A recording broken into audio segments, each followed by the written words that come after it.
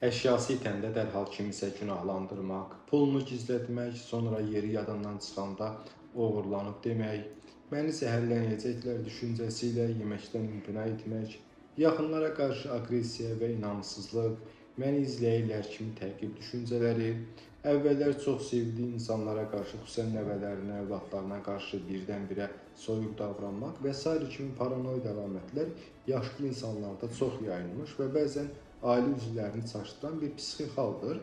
Bəzən bunu qocalıqla əlaqəli xasiyyət dəyişməsi kimi görsələr də, əslində beyin funksiyalarının dəyişikliklərinin bir nəticəsidir. Əsas səbəbləri isə demensiyaya bağlı, Alzheimer, Levitt silintikli demensiyalar ola bilər, yaşlılıq depressiyası ola bilər, xüsusən də psixotik simptomlarla keçən depressiyalar zamanı, dərmanların təsirindən bəzi ürək, təzyiq və yuxu dərmanları psixotik yan təsirlər verə bilər. Həmçinin tənhalıq və sosial təcriddən də qaynaqlana bilər. Bu əlamətlər hiss olunan kimi vaxtında əsas səbəbi müəyyənləşdirib ona uyğun müalicəyə başlamaq lazımdır.